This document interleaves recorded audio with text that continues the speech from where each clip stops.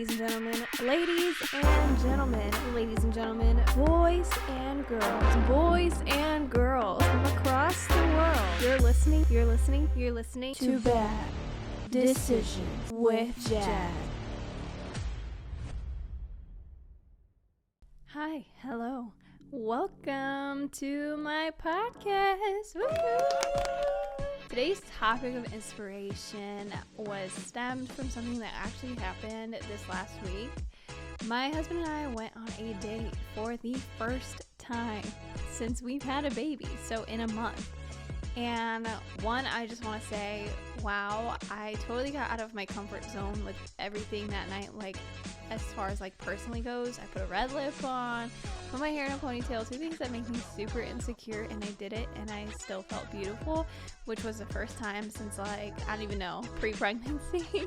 Just kidding, probably since like my second trimester, I would say. But there's definitely a lot of like pressures that I was feeling in public, and pressures as, you know, a new mom, as a wife, as just like me. And I was like feeling like a lot of people were judging me, but absolutely nobody was judging me whatsoever. In fact, we were at the bar and I was getting my wine and my husband was getting his drink, and you know, the baby's in the stroller. We're in a very family friendly area. There's just like this little outdoor bar, and I am like dancing because I guess it was music night, and I had no idea. I thought it was just gonna be like a kid friendly night, but it's just one spot that my husband and I love going to even before we had kids. It ended up being like a fun, you know, dance party that was happening with moms and their kids, and then the dads were just watching with their beers. It was a very like typical kind of evening. I was like kind of like dancing just a little bit, not like kind of like swaying more like. And this girl was like, came up with her husband or boyfriend, I'm not sure, and she was just like, look at her, see, she's dancing, go mama. And I was like, whoa, it was very weird being called out for the first time. And she was like, how old is your daughter? And I was like, oh, she's only a month old.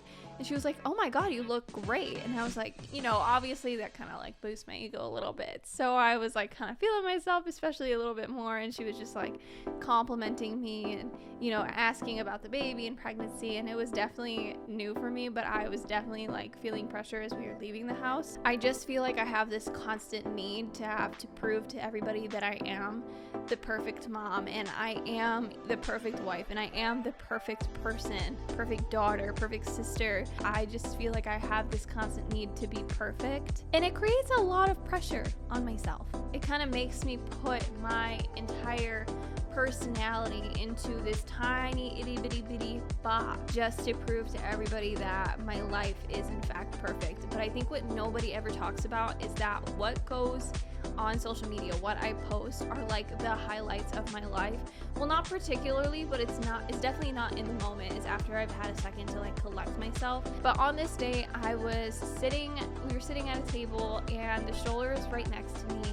And I was like, I could really like smoke right now, but you know, there's too many people around. I don't really want to be scrutinized for it. And okay, yeah, I'm aware, like, gave us smoking almost a year ago. Why start up again on something that you know is no good for you? But I was like, I could use it. You know, when you're like in a moment and feeling good, and you kind of want one of your old vices. And since I was feeling good and it had been a minute, I was like, oh, this is what I used to do. So I hit it. And I was like, well, I hope people don't think I'm a bad mom. And my husband was like, well, why do you care? Nobody else is paying your bills. Why do you care? And he didn't say it like disrespectfully, but he was just like, why burden yourself with these unrealistic expectations when you know that nobody else matters except for you and you alone? Like, why do you care about other people around you that you don't even know? And that has been like a downfall of mine since I can literally remember. Like, even my friend, like when I was earlier in my pregnancy and, you know, we were going out for lunch, she'd always be like, you're constantly looking for that validation. And you're trying to hold yourself up to these standards that is not making you happy. So I took a second to kind of step back. Now, that second to step back didn't happen until recently, when I was like, oh wow, I really do that. As I stepped back, I realized like, oh wow, I've been doing this for quite some time. So why am I confusing that for the wrong kind of attention? Why am I always trying to pressure myself to get that wrong attention? Why am I always trying to put myself in situations where I match with people that I don't actually match with? Why can't I just be myself? And a lot of that, a lot of thinking about that was kind of like a wake-up call for me. Like, okay, Jazz, reassess yourself, reassess who you are, kind of learn how to step out of your comfort zone when it comes to that. To be honest with you, I feel like what I used to care about was super shallow. But when you're in your early 20s and when you're fresh out of high school and you're moving to a whole other state, I kind of give myself an excuse in that aspect because I didn't know any better, and now I know a little bit more than I did then. I'm not saying I know everything. I'm saying I still have more to learn, but from what I've learned now versus what I was like then, it's been a dramatic change. I get calls from my sisters all the time, like asking me for advice and asking me like, well, how did you do this when this happened? And like, I feel like whenever I talk to them, they're like, oh wow, I had no idea that you'd been through that. Like, I did keep a lot of my life kind of like very secretive. I didn't want people involved in the parts that I felt like were a mistake. So I kind of just took all of those moments in my life and just kind of put them in a box. Like, they're always like, wow, you have way more advice and knowledge than I realized. Like, have you gone through this? And I'm like, yeah.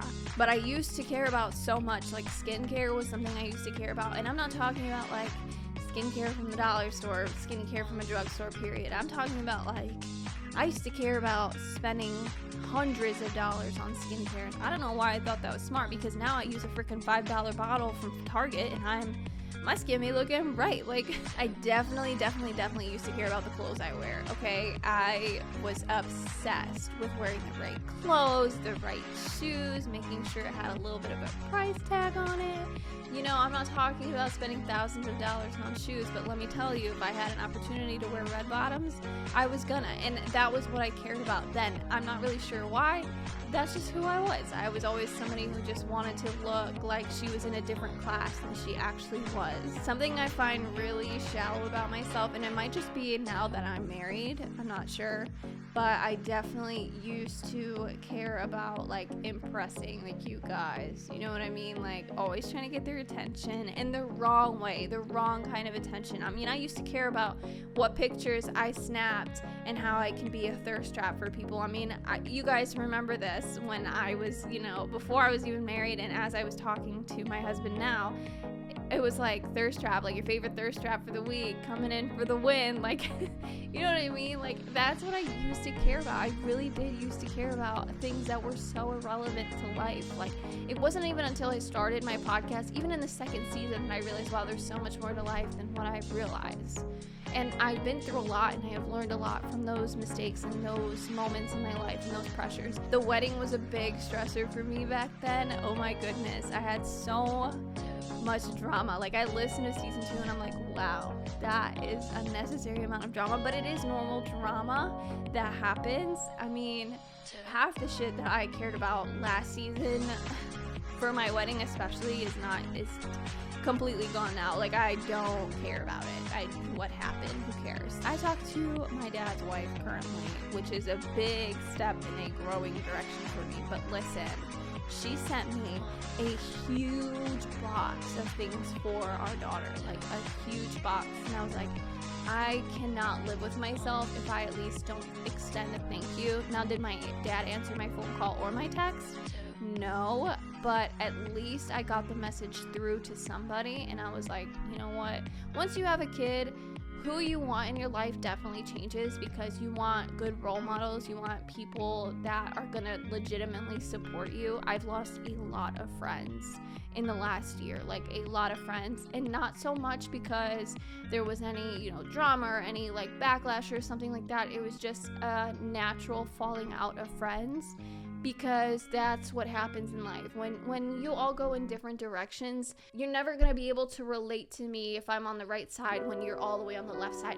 That's just never going to happen. If my season is winter and your season is summer, there's no way for those for those seasons to even try and meet halfway. You'll never understand what those cold winters like when you have hot summers. And likewise, just a lot of friends, which has been like another big pressure on me. Like, I've made a lot of new friends, especially like on my motherhood journey. Like, I have made so many incredible friends, moms particularly, because that's where I'm at in my life. I care about what school district I live in. I care about the house I live in. I care about my finances. I care about trying to make a college fund. I don't care about going out and having 50 freaking drinks. I don't care about getting high. I don't care about, all the stuff that I used to care about. I don't care about that stuff. I care about being home and being safe, and I care about germs, and I make sure I have alcohol wipes on me at all time, and I always make sure I'm sanitizing my hands. Like, I care about stuff like that. I think those pressures meant a lot to me at the time, and they were, easy to manage in my life because they were pressures that were easily obtainable. They were just easier pressures for me to deal with. So trying to juggle all of those kinds of pressures were significantly easier than trying to juggle the pressures that I'm facing right now. My pressures right now involve a lot of being a mom. However, my personal struggles have to do with like being super insecure. My body is not the same in the slightest, okay? There is nothing about my body that's the same. Like, from my head down to my toes, like, not even mentally anything is the same. And I hate that saying that everybody says, like, well, at least you have a healthy baby, right? Shut the fuck up. Let's all agree that we should just take that phrase and shove it up our asses, because that's some BS. A healthy baby also means a healthy mom. And if mom doesn't feel healthy mentally, then that phrase goes in the fucking garbage. I hate it. It totally triggers me. Because these pressures were easily obtainable, they were also elevated my self-worth. Psychologically speaking, pressure can lead to a lot of different problems, like most mental health issues.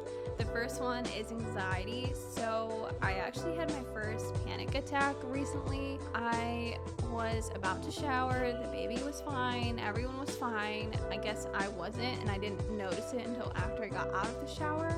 Now, when I'm in the shower, I tend to do like a lot of overthinking. Like, I am overthinking overloads all the time, and I'm just thinking about like different things I need to do, like chores, things like that. And I feel like my mind just got overloaded.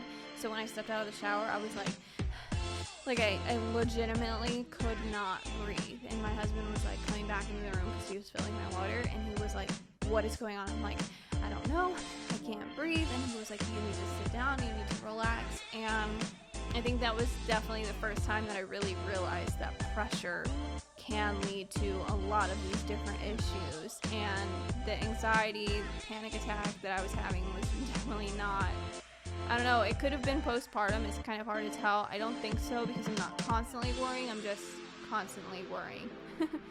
If you're a mom or parent, that will make sense to you. Another thing that it can lead to is depression.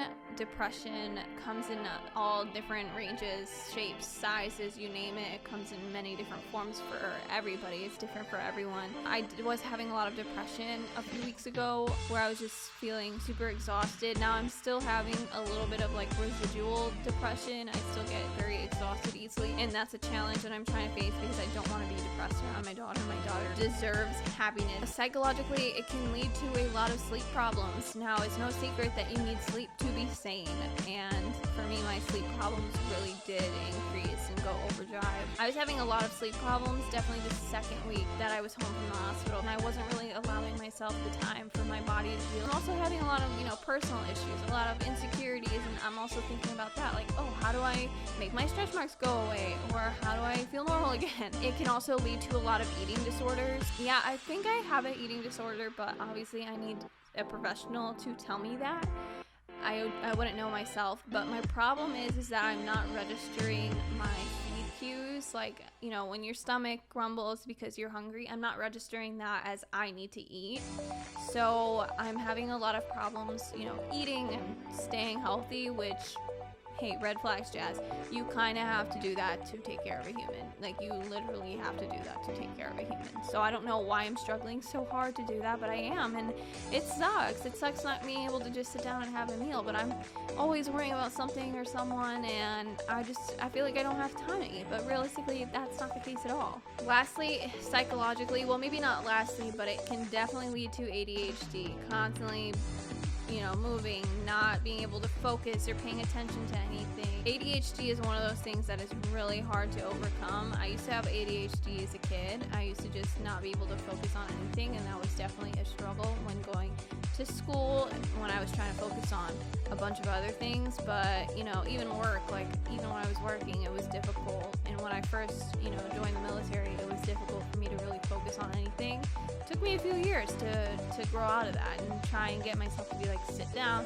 focus on this, you don't need medication, you can do this. I forgot who had said this, but some famous writer had actually said to sit down and force yourself to do something, and eventually you'll be perfect at it.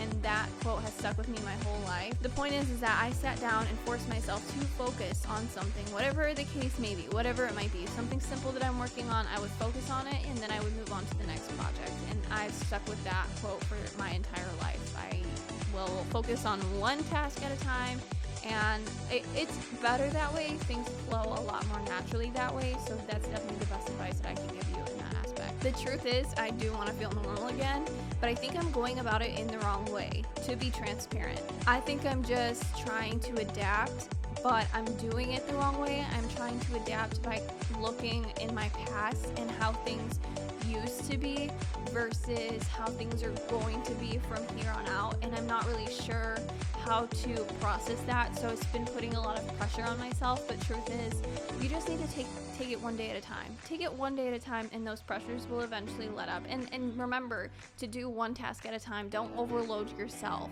with 30,000 tasks. You're never going to get them done that way. You just need to take it one step at a time, and that's definitely something that I'm working on personally and something I wanted to share with you. Maybe it would help you. I definitely want the weight off my shoulders. I definitely think it is exhausting trying to be perfect in all aspects of my life. I have taken a huge step back from my sisters. Now, if they call me, I'm gonna answer them. And when I call them, they answer, but I used to go from talking every single day to my sisters to now like once a week. The best role model I can be to them is somebody who is mentally healthy, and if talking to so many people on a daily basis is making me exhausted, then I would rather step back and give them my 100% undivided attention that one time a week versus having to give it to them every single day and being too exhausted to even really pay attention to the conversation. Always put yourself in a situation where you can give somebody your 100. So if today is not your 100, then push it off till tomorrow, because nobody deserves somebody being half-assed. But also, it's really bad on your mental health to have to be like, okay, let me just get this done, because it's easier to just get it done versus taking your time with it or pushing it back so that you can give it your actual attention. With all these unrealistic expectations, that has been the most pressure on me. I don't know why I'm forcing my body to be something that it isn't. So I went shopping at Target recently, and I realized I don't have clothes that fit me. I have my maternity clothes, but I'm in that stage where it's like my maternity clothes are a little bit too big. They're not fitting me the right way, but my old clothes don't fit me at all because my hips haven't shrunk yet. So I went to Target and I was like, let me just pick up a few things. I need to get new clothes anyways. And I got a size 8 pants, and I put them on and they fit me like a glove. But from somebody who used to be a size 2, and I know that this is shallow, but like from somebody who used to be such a small size to now have to be such a bigger size out of nowhere, it just hit me like a tidal wave. And I just sat on my bed like right in front of my mirror, and I just started crying. And like my husband comes in the room and he was like, what's wrong? And I was like, it's the shorts. And he was like, what's wrong? They fit you perfectly. Like, he was so oblivious to what was really happening until I actually like really spelled it out for him. And it's because he didn't even notice. Like, all he notices is, oh my goodness, my wife is gorgeous. Like, that's what he said. He's like, oh, they look good on you. Like, what's the problem? I don't see why you're upset. And I'm not mad at him for that. Like, I'm glad that he's still looking at me the same, but you know, I'm not looking at me the same.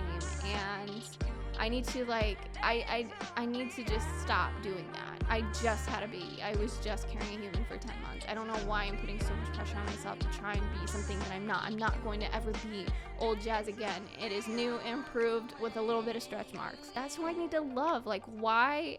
Nobody else cares about it. Why should I? Like, who cares? When I see it, I'm like, wow, they're beautiful. Why can't I give myself that same energy?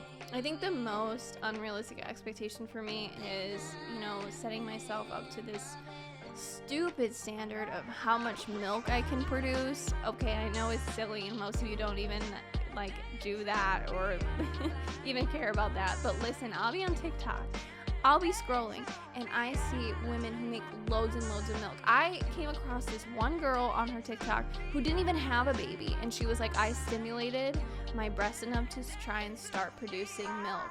And she makes more milk than I do. She makes like 8 ounces every 4 hours. And I'm like, I'm lucky if I get 4 every 2. What? I can't. And I actually had the baby. She is actually eating off of me. And for some reason, I feel like if I can't get to that unrealistic expectation, which is not common at all, then I'm not worth much. So I'm deciding to promise myself to literally look in the mirror when I pass by one and be like, you look gorgeous today, or give myself some kind of compliment, something to lift me up. If I had looked at myself through my childhood eyes, through young Jazz, you know how proud of myself I would be? Okay, I get it. There's things in my life right now that I would love future Jazz to fix, but every time I think of old me or younger me, she would just be so proud, and she would sit there and she'd be like, wow, you are so beautiful, you are so perfect. Why deprive yourself of that kind of happiness? Because when I think about that, I'm like, wow, I'm so happy. I am so happy. I don't know why I have any reason to be anything less. When you're a kid, I love it. I love seeing things from kids' eyes because they just look at things and they're like, wow, the world is beautiful. I am perfect, and I have to remember that, and I have to stop criticizing myself, and I think that we should all just make that vow together, that we're going to just stop criticizing ourselves and just be happy in this world. So without further ado, I am not a licensed therapist. I am not even going to school for psychology. All my opinions are my opinions and my opinions alone. All the research I've done is through our favorite search engine, Google. Don't forget to like and subscribe to this video and my channel. I am most active on TikTok, second most active on Instagram. I'm working on it. So definitely follow me on those platforms. I love you all so much. Thank you for listening. See you in next week's episode. Be safe, be happy, and be loved. XOXO Jazz.